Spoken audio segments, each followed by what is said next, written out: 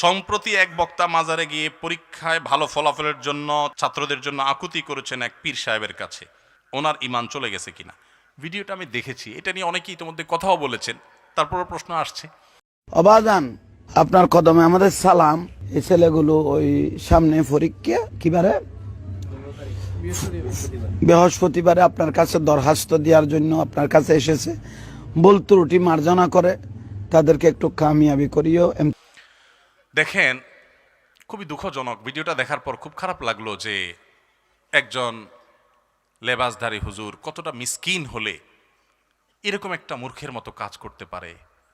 যাই হোক, আল্লাহ তাআলা ওনাকে হেদায়েত দান করুন। কেউ আঘাতপ্রাপ্ত হোক সেটা তো উদ্দেশ্য না, কিন্তু সত্য তো বলতেই হবে। কোনো মানুষ যখন কবরে চলে যায়, তার কি পৃথিবীর কাউকে কোনো সাহায্য করার ক্ষমতা থাকে?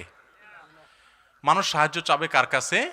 আল্লাহর কাছে। এখন যদি বলা হয় যে খাজা বাবা বা অমুক কবরে শুয়ে আসো, এদের একটু পরীক্ষা ভালো ফলাফল করে দিও, তাহলে তো সে শিরিক করলো, ঈমান চলে যাওয়ার মতো বিষয়, বেঈমান হয়ে যাওয়ার মতো বিষয়। আল্লাহ তাআলা আমার এই ভাইকে তওবা করার তৌফিক নসিব করুন। নবী সাল্লাল্লাহু আলাইহি ওয়াসাল্লাম বলেছেন, ওয়াইজা সাআলতা ফাসআলিল্লাহ ওয়াইজা ইসতাআনতা ফাসতাইন বিল্লাহ।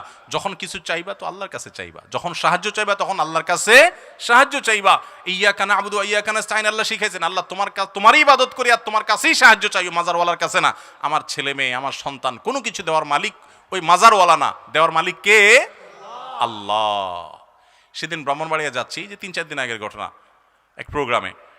তো আমার পিছনের সিটে এক ইয়াং ছেলে বসছিল, আমি একটু ঘুমাইছিলাম। পরে উঠে পরে যখন নামতেছি, তাড়াতাড়ি 2টা কলম নিয়ে আসছে। আমার আবার একটু কলম দরকার ছিল, কিছু একটু লিখবো, বক্তব্যের নোট করব, কলম পাচ্ছিলাম না পকেটে।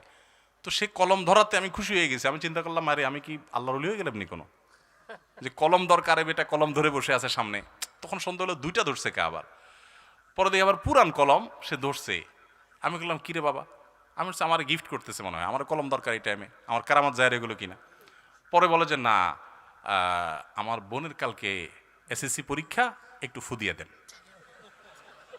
তো আমি বললাম, শুনো, পরীক্ষা ভালো ফলাফলের জন্য ভালো করে পড়ালেখা করতে হবে, আল্লাহর কাছে দোয়া করতে হবে, সাহায্য চাইতে হবে। আমিও দোয়া করে দিলাম, আল্লাহ তোমার বোনের ভালো ফলাফল দেখ, তাকে শরিয়া সম্মত চলার তৌফিক দান করুক, দোয়া করে দিলাম। যাও। না হুজুর, একটু কলমটা ফু দিয়ে দেন। আমি, কলম ফু দিলে কি লাভ হবে? আপনি একটু কুলফু আল্লাহ পড়ে ফু দেন। ঠিক এই শব্দটা বলছে, আপনি কুলফু আল্লাহ পড়ে ফু দেন। তো আমি কি আর করবো, বেচারা দেখি ছাড়ছে না, নাছর বান্দা। তো আমি কুলহু আল্লাহ পড়েই ফু দিয়ে দিছি ওর কথা অনুযায়ী, যে ওষুধ ওই লেখছে, প্রেসক্রিপশন ওই লেখছে, আমি শুধু ওষুধটা দিয়ে দিলাম। কি করব সেটাই লিখে দিছে ও, যে এটা বলে দেন। তো আমি কি করব, আমার ডিসপেন্সারি ম্যান বানাইছে আর ও ডাক্তার হইছে, বলে দিছে যে আপনি কুলহু আল্লাহ পড়ে ফু দেন। তো আমি কুলহু আল্লাহ পড়ে ফু দিয়ে দিছি। আমি এই জন্য প্রায় বলি, ফাঁকিবাজ পোলা পান সারা রাত টোটো করে ঘুরে বেড়াইছে, মোবাইল টিপি করছে, এটা সেটা করে বেড়াইছে। এখন পরীক্ষার আগ দিয়ে মাথা নষ্ট, হাই হাই কি করবো, এবার যায় হুজুর একটু ফু দিয়ে দেন, এটা দোয়া করে দেন। যারা দোয়া চায়, ফু চায়, সবাই যে ফাঁকিবাজ আমি তা বলতেছি না, কিন্তু ফাঁকিবাজ পোলা পানের মার্কা এটা। আর ভালো ছাত্র হলে, ভালো মানুষ হলে সে পড়ালেখা করবে, এরপর আল্লাহর কাছে দোয়া করবে, 2 রাকাত নামাজ পড়বে, চলে যাবে, শেষ। অতএব এই পরীক্ষায় ভালো ফলাফল বা অন্য কোনো কিছু, এগুলার মালিক কে? আল্লাহ। আল্লাহর কাছে দোয়া করতে হবে। কোনো পীর বা কোনো মাজারে থাকা কোনো মানুষের ক্ষমতা নাই কোনো মানুষের পরীক্ষার ফলাফল নিয়ন্ত্রণ করা। সন্তান পালক নেওয়ার বিধান কি? সন্তান পালক নেওয়া যাবে। সন্তান পালক নিবেন মানুষের উপকার করার জন্য। একটা গরিব মানুষ, তার অনেকগুলো বাচ্চা আছে, পালতে পারে না, মাটা মরে গেছে, বাচ্চা পালন করার কেউ নাই, বাপটা মরে গেছে, ইতিম হয়ে গেছে, তখন তাকে নিয়ে আসেন, অথবা তার মার কাছে রাখেন, খাবার দাবার দেন, পড়াশোনার খরচ দেন, মানুষ করে দেন, পোশাক আশাক দেন, আদর যত্ন দেন, এটা আল্লাহর জন্য করবেন। এ হলো সন্তান পালক নেওয়ার কনসেপ্ট ইসলামে। আর আমরা সন্তান পালক নেই কোন ধান্দায়? বাবা ডাকবো, মা ডাকবে, এই মতলব। মানে আমার ছেলে মেয়ে নাই, তো একটু বাপ মা ডাক শুনতে মন চায়, এই জন্য আরেকজনের ছেলে নিয়ে আসলাম। এটা হওয়া উচিত না। হওয়া উচিত হলো যে ঠিক আছে, একটা বাচ্চা থাকলে ভালো লাগে, আরেকজনের বাচ্চা সে খাওয়াতে পড়াতে পারে না, আমি নিয়ে আসলাম, কিন্তু বলতে হবে ভাই আপনার বাচ্চা আপনার, ওর কামাই রোজগার আপনি খাবেন, বা আপনার সন্তান হিসাবেই থাকবে, আমি একটু লালন পালন করতে চাই, একটু তারা পালতে চাই, একটু নিজের কাছে রাখতে চাই, ভাল লাগে একটা বাচ্চার সাথে থাকলে, ঠিক আছে, এটা ঠিক আছে।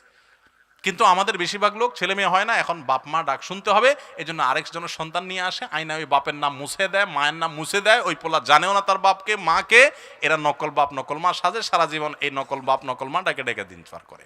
ঠিক না ভাই? ঠিক, জায়েজ নাই। আল্লাহ বলেছেন উদউহুম লিআবাইহিম, তোমরা সন্তানকে তাদের বাপের নামে ডাকো, যে জন্মদাতা বাপ। জন্মদাতা বাপের নাম, গর্ভধারণকারী মায়ের নাম কখনো চেঞ্জ করা সম্ভব না, এটা হয় না কখনো। এই জন্য ওইভাবে লাল পালন পুত্র রাখা জায়েজ আছে, না হলে কিন্তু সেটা জায়েজ হবে না যদি তাদের বাপ মার নাম নিয়ে লুকোচুরি করেন অথবা কোনো রকম প্রতারণা করেন। দাড়ি রাখতে চাই কিন্তু স্ত্রী রাখতে দেয় না, এখন আমি কি করতে পারি বলেন? সংক্ষেপ করে বলতে, এসব কথা কেমনে সংক্ষেপ করতাম বলেন? স্ত্রী যদি দাড়ি রাখতে না দেয়, কি বলে স্ত্রী? স্ত্রী বলে, দেখো তুমি দাড়িটা রাখিও না, কারণ তুমি দাড়ি রাখলে আমার কাছে ভাল লাগে না, কিরম খেত খেত লাগে, চাচা চাচা লাগে, আমার শরম লাগে, তুমি দাড়ি রাখলে আমার কাছে ভাল লাগে না, এই তো বলে স্ত্রী। স্ত্রীকে বলবেন, ঠিক আছে, তোমার কাছে যখন ভালো লাগে না, তো এই দাড়ি আমি কেন রাখবো? অবশ্যই ফেলে দিব, চেঁচে ফেলবো। তুমি যেটা পছন্দ করো আমি কেন রাখবো? তুমি আমার স্ত্রী। এরপরে বলবেন, আচ্ছা আমারও তো একটা কথা আছে, তোমার তো বলা হয় না, তোমার মাথার চুলগুলো আমার একদম ভাল লাগে না, একেবারে অপছন্দ, প্লিজ তুমি একটু শেভ করে ফেলো, একদম ওমরা করে যেরকম নেড়া করে এরকম নেড়া করে ফেলো।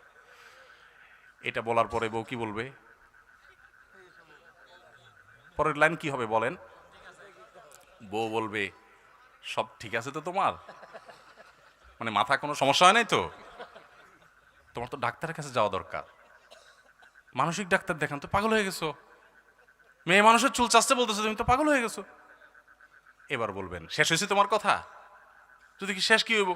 তো বলবেন যে আমিও তো ওইটাই বলতে চাইছিলাম, আমি বললে তো তুমি চেত্তা, যে মেয়ে মানুষ আল্লাহ তার মাথায় চুল দিছে তার সৌন্দর্য, তো পুরুষ হিসাবে আল্লাহ আমাকে দাড়ি দিয়েছেন, এটা তো তোমাকে দেয় নাই, মহিলাকে দেয় নাই, এটা তো পুরুষত্বের মার্কা, এটা পুরুষের মার্কা, এটা তো আরেকজনের না, এটা আমার আছে, এটা তো আমাকে আল্লাহ তাআলা দিয়েছেন, তোমাকে দেন না, এটা তো আমার মার্কা। এখন তুমি আমার মার্কাই দূর করে ফেললে তারপর তোমার কাছে ভালো লাগবে, তো তোমার মার্কা আমি দূর করে ফেললে আমার কাছে ভালো লাগুক, সেটা তুমি মানবা? সেটা যেহেতু তুমি মানতেছো না, আমার ডাক্তার কাছে নিতে চাচ্ছ, তো তোমারও ডাক্তার কাছে নেওয়া উচিত। এই জন্য আমি বলি, আপনারা রাগ করেন না, যাদের কাছে দাড়ি ভালো লাগে না তাদের হরমোন টেস্ট করা উচিত, তারা আসলে পুরুষ না মহিলা। কারণ পুরুষের কাছে দাড়ি ভাল লাগবে, মেয়েদের কাছে দাড়ি ভাল লাগবে না, এটাই স্বাভাবিক, আল্লাহ এভাবে সৃষ্টি করেছেন, তাই না? এখন পুরুষ হওয়ার পর আপনার কাছে দাড়ি ভাল লাগতেছে না, অথবা কোনো মেয়ে মানুষ সে পুরুষের মুখে দাড়িটা সহ্য করতে পারতেছে না, তাহলে এটাকে আসলে মহিলা কিনা এটা টেস্ট করা দরকার, এটা হরমোন টেস্ট করা উচিত। ভাইরা আমার, আপনারা রাগ করবেন না, আল্লাহ তাআলা এই দাড়িটা পুরুষকে দিয়েছেন, মোষটাও পুরুষকে, এই জন্য মোষ একটু একটু ছোট ছোট থাকতে হয়, আর দাড়ি লম্বা তো এটা আলামত, আর মেয়েকে আল্লাহ দেন নাই, অন্য সব কিছু তারও আছে, আপনারও আচ্ছা, এটা আপনার আলামত, আপনি আলামতই চেঞ্জ করে ফেলতে চাচ্ছেন, আপনি তো ওই যে 2 নম্বর একটা বাইরে হয়েছে না, কি ট্রান্সজেন্ডার, এটা হইতে চাইতেছেন।